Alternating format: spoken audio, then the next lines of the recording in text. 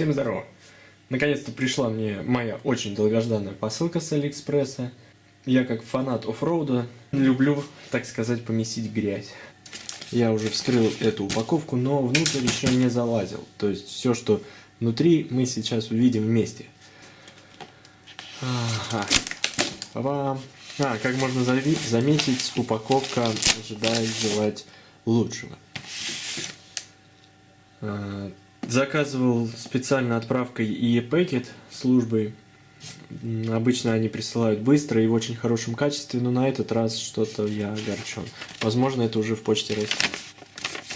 Инструкция дырявая, да и вообще она нафиг не нужна. Этот пульт легкий настолько, что его даже в руках держать не знаю, нормально ли это.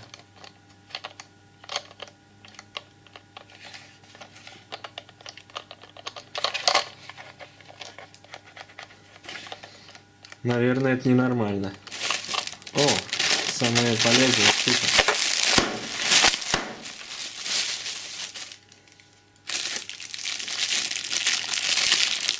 Так, это всякая хрень.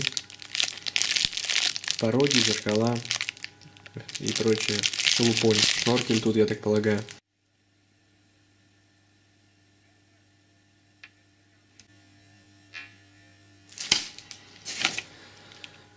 USB кабель для зарядки аккумуляторов. Рамки тоже долой. Часть кузова. Так, это я сохраню себе цельным.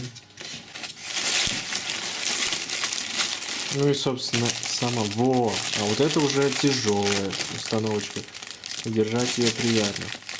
Такое бывает, когда колеса стравишь настолько, что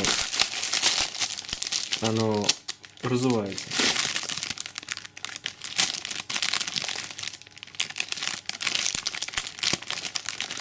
Ну и здесь больше ничего такого интересного. Судя по всему, это лопнуло.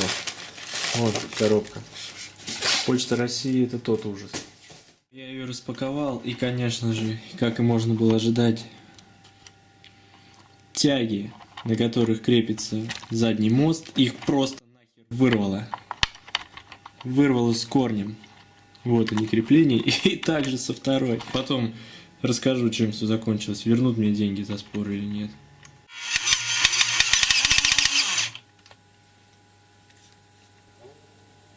Именно так и выглядит отчаяние. Это все, что я могу сказать. Вы посмотрите на этот пульт. Для начала. То есть такое чувство, что он там вот просто болтается. В комплекте с этими детальками шла вот эта отвертка. И именно она олицетворяет китайское качество.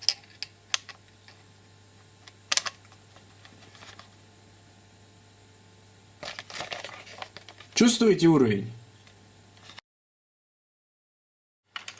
В общем, сейчас я приведу эту машинку в человеческий вид и продолжу видео.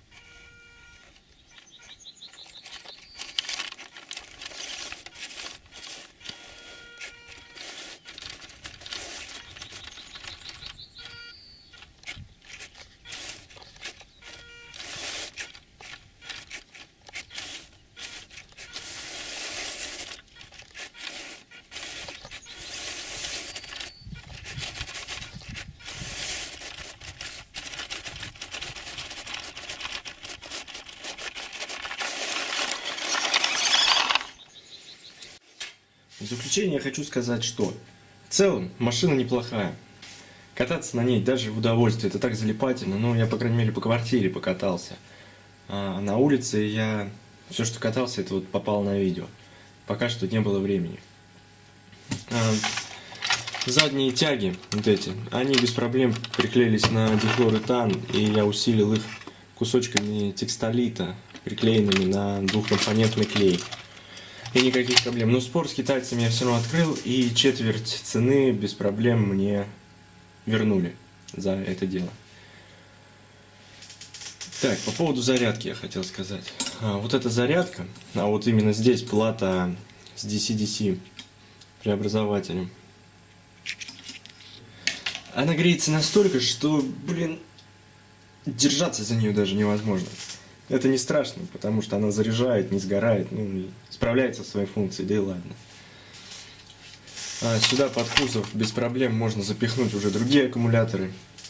Кузов, кстати, достаточно удобно крепится на 4 точках. То есть это все очень быстро. Все, кузов стоит. Ну, не кузов, это тент, как он называется. Но без него, я думаю, машина выглядит серьезнее. Ладно.